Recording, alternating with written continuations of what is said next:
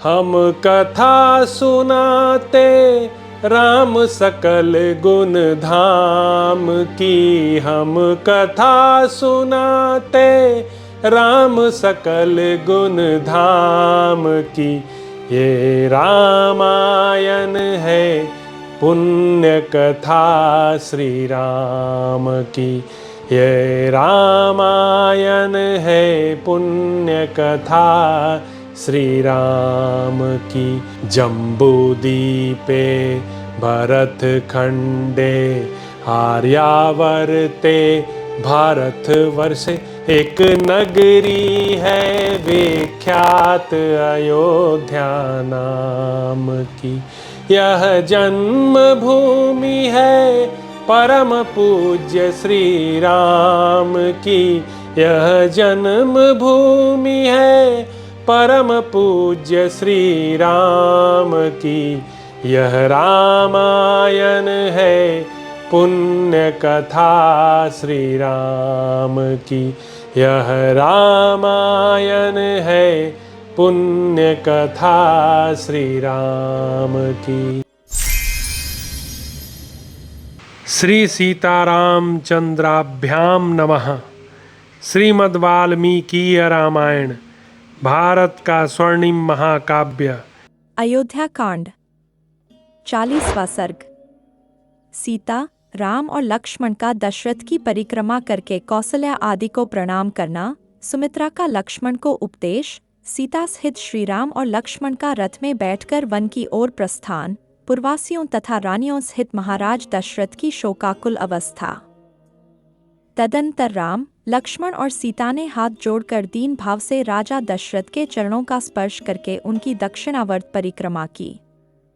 उनसे विदा लेकर सीता सहित धर्मज्ञ रघुनाथ जी ने माता का कष्ट देखकर शोक से व्याकुल हो उनके चरणों में प्रणाम किया। श्रीराम के बाद लक्ष्मण ने भी पहले माता कौशल्या को प्रणाम किया, फिर अपनी माता सुमित्रा के भी दोनों पैर पकड़े। अपने पुत्र महाबाहु लक्ष्मण को प्रणाम करते देख उनका हित चाहने वाली माता सुमित्रा ने बेटे का मस्तक सूंघ कर कहा, वत्स, तुम अपने सुहृद श्रीराम के परम अनुरागी हो, इसलिए मैं तुम्हें वनवास के लिए विदा करती हूँ। अपने बड़े भाई के वन में इधर उधर जाते समय तुम उनकी सेवा में कभी प्रमाद न करना। ये संकट में हो या समृद्धि में, ये ही तुम्हारी परम गति है। निष्पाप लक्ष्मण, संसार में सत्पुरुषों का यही धर्म है कि सर्वदा अपने बड़े भाई की आज्ञा के अधीन रहें। दान देना, यज्ञ में दीक्षा ग्रहण करना और युद्ध में शरीर त्यागना, यही इस कुल का उचित एवं सनातन आचार है। अपने पुत्र लक्ष्मण से ऐसा कहकर सुमित्रा ने वनवास के लिए निश्चित विचार रखने वाले सर्वप्रिय श्री रामचंद्र जी से कहा, बेटा, जाओ जाओ, तुम्हारा मार्ग मंगलमय हो। इसके बाद वे लक्ष्मण से फिर बोली, बेटा, तुम श्रीराम को ही अपने पिता महाराज दशरथ समझो, जनक नंदिनी सीता को ही अपनी माता सुमित्रा मानो और वन को ही अयोध्या जानो। अब सुखपूर्वक यहाँ से प्रस्थान करो। इसके बाद जैसे मातली इंद्र से कोई बात कहते हैं, उसी प्रकार विनय के ज्ञाता सुमंत्र ने ककुत्स्थ कुलभूषण श्रीराम से विनयपूर्वक हाथ जोड़कर कहा, महायशस्वी राजकुमार श्रीराम, आपका कल्याण हो। आप इस रथ पर बैठिए। आप मुझसे जहां कहेंगे वहीं मैं शीघ्र आपको पहुंचा दूंगा। आपको जिन 14 वर्षों तक वन में रहना है, उनकी गणना आज से ही आरंभ हो जानी चाहिए, क्योंकि देवी कैकेयी ने आज ही आपको वन में जाने के लिए प्रेरित किया है। तब सुंदरी सीता अपने अंगों में उत्तम अलंकार धारण करके प्रसन्न चित्त से उस सूर्य के समान तेजस्वी रथ पर आरूढ़ हुई। पति के साथ जाने वाली सीता के लिए उनके श्वशुर ने वनवास की वर्ष संख्या गिनकर उसके अनुसार ही वस्त्र और आभूषण दिए थे। इसी प्रकार महाराज ने दोनों भाई श्रीराम और लक्ष्मण के लिए जो बहुत से अस्त्र शस्त्र और कवच प्रदान किए थे, उन्हें रथ के पिछले भाग में रखकर उन्होंने चमड़े से मड़ी हुई पिटारी और खंती या कुदारी भी उसी पर रख दी। इसके बाद दोनों भाई श्रीराम और लक्ष्मण उस अग्नि के समान दीप्तिमान सुवर्ण भूषित रथ पर शीघ्र ही आरूढ़ हो गए। जिनमें सीता की संख्या तीसरी थी, उन श्रीराम आदि को रथ पर आरूढ़ हुआ देख सारथी सुमंत्र ने रथ को आगे बढ़ाया। उसमें जुते हुए वायु के समान वेगशाली उत्तम घोड़ों को हाका। जब श्री रामचंद्र जी सुदीर्घ काल के लिए महान वन की ओर जाने लगे, उस समय समस्त पुरवासियों, सैनिकों तथा दर्शक रूप में आए हुए बाहरी लोगों को भी मूर्छा आ गई। उस समय सारी अयोध्या में महान कोलाहल मच गया। सब लोग व्याकुल होकर घबरा उठे। मतवाले हाथी श्रीराम के वियोग से कुपित हो उठे और इधर-उधर भागते हुए घोड़ों के हिनहिनाने एवं उनके आभूषणों के खनखनाने की आवाज सब ओर गूंजने लगी। अयोध्यापुरी के आबाल वृद्ध सब लोग अत्यंत पीड़ित होकर श्रीराम के ही पीछे दौड़े, मानो धूप से पीड़ित हुए प्राणी पानी की ओर भागे जाते हों। उनमें से कुछ लोग रथ के पीछे और अगल बगल में लटक गए।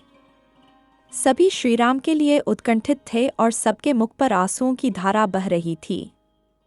वे सब के सब उच्च स्वर से कहने लगे, सूत, घोड़ों की लगाम खींचो, रथ को धीरे धीरे ले चलो।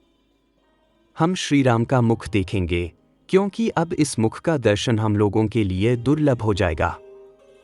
निश्चय ही श्री रामचंद्र जी की माता का हृदय लोहे का बना हुआ है, इसमें तनिक भी संशय नहीं है। तभी तो देव कुमार के समान तेजस्वी पुत्र के वन की ओर जाते समय हृदय फट नहीं जाता है। विदेहनंदिनी सीता कृतार्थ हो गईं, क्योंकि वे पतिव्रत धर्म में तत्पर रहकर छाया की भांति पति के पीछे पीछे चली जा रही हैं। वे श्री राम का साथ उसी प्रकार नहीं छोड़ती हैं, जैसे सूर्य की प्रभा मेरु पर्वत का त्याग नहीं करती है। अहो लक्ष्मण, तुम भी कृतार्थ हो गए, क्योंकि तुम सदा प्रिय वचन बोलने वाले अपने देवतुल्य भाई की वन में सेवा करोगे। तुम्हारी यह बुद्धि विशाल है, तुम्हारा यह महान अभ्युदय है और तुम्हारे लिए यह स्वर्ग का मार्ग मिल गया है, क्योंकि तुम श्री राम का अनुसरण कर रहे हो। ऐसी बातें कहते हुए वे पुरवासी मनुष्य उमड़े हुए आंसुओं का वेग न सह सके। वे लोग सबके प्रेम पात्र इक्ष्वाकुकुल नंदन श्री रामचंद्र जी के पीछे पीछे चले जा रहे थे। उसी समय दयनीय दशा को प्राप्त हुई अपनी स्त्रियों से घिरे हुए राजा दशरथ अत्यंत दीन होकर, मैं अपने प्यारे पुत्र श्रीराम को देखूंगा, ऐसा कहते हुए महल से बाहर निकल आए।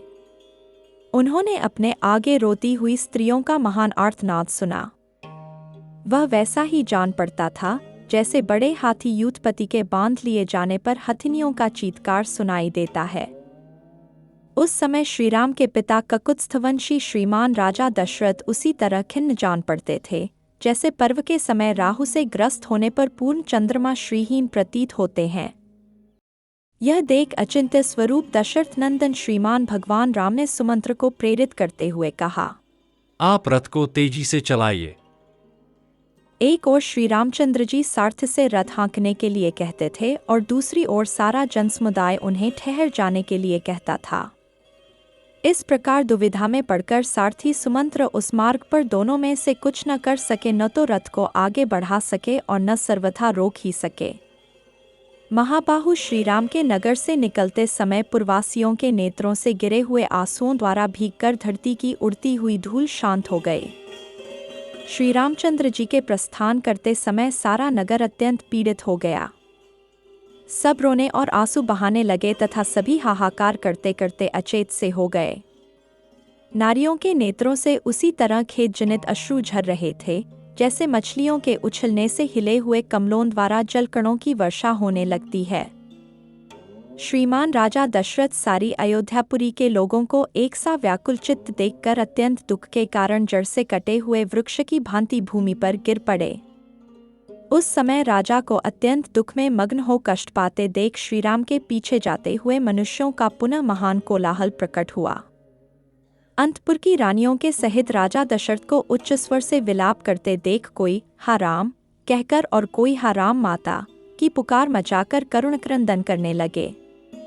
उस समय श्री रामचंद्र जी ने पीछे घूमकर देखा तो उन्हें विषादग्रस्त तथा भ्रांतचित्त पिता राजा दशरथ और दुख में डूबी हुई माता कौसल्या दोनों ही मार्ग पर अपने पीछे आते हुए दिखाई दिए।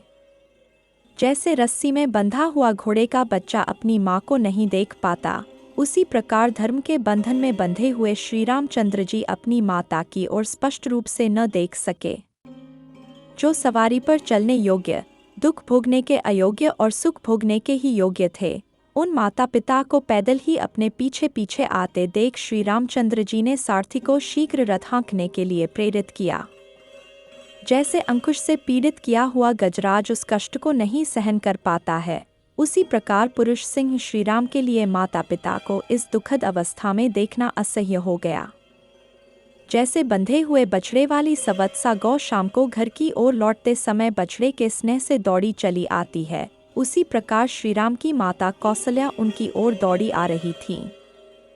हा राम, हा राम, हा सीते, हा लक्ष्मण की रट लगाती और रोती हुई कौसल्या उस रथ के पीछे दौड़ रही थी।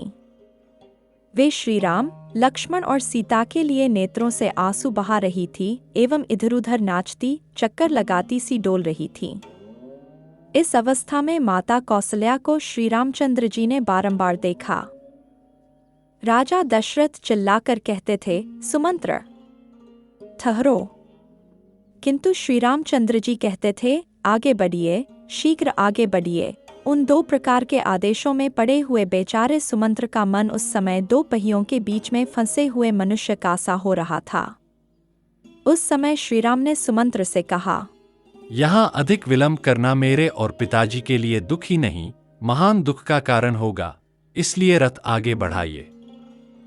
लौटने पर महाराज उलाहना दें तो कह दीजिएगा, मैंने आपकी बात नहीं सुनी। अंत में श्रीराम के ही आदेश का पालन करते हुए सारथी ने पीछे से आने वाले लोगों से जाने की आज्ञा ली और स्वतः चलते हुए घोड़ों को भी तीव्र गति से चलने के लिए हाका। राजा दशरथ के साथ आने वाले लोग मन ही मन श्रीराम की परिक्रमा करके शरीर मात्र से लौटे, मन से नहीं लौटे, क्योंकि वह उनके रथ की अपेक्षा भी तीव्रगामी था। दूसरे मनुष्यों का समुदाय शीघ्रगामी मन और शरीर दोनों से ही नहीं लौटा। वे सब लोग श्रीराम के पीछे पीछे दौड़े चले गए। इधर मंत्रियों ने महाराज दशरथ से कहा, राजन, जिसके लिए यह इच्छा की जाए कि वह पुनः शीघ्र लौट आए, उसके पीछे दूर तक नहीं जाना चाहिए। सर्वगुण संपन्न राजा दशरथ का शरीर पसीने से भीग रहा था। वे विषाद के मूर्तिमान स्वरूप जान पड़ते थे। अपने मंत्रियों की उपर्युक्त बात सुनकर वे वहीं खड़े हो गए और रानियों सहित अत्यंत दीन भाव से पुत्र की ओर देखने लगे। इस प्रकार श्री वाल्मीकि निर्मित आश्रामायण आदि काव्य के अयोध्या कांड में 40वां सर्ग पूरा हुआ। हम कथा सुनाते राम सकल गुण धाम की, हम कथा सुनाते राम सकल गुण धाम की। ये रामायण है पुण्य कथा श्री राम की, ये रामायण है पुण्य कथा श्री राम की। जम्बूदीपे भरत खंडे आर्यावर्ते भारत वर्षे, एक नगरी है विख्यात अयोध्या नाम की। यह जन्म भूमि है परम पूज्य श्री राम की, यह जन्म भूमि है परम पूज्य श्री राम की। यह रामायण है पुण्य कथा श्री राम की, यह रामायण है पुण्य कथा श्री राम की।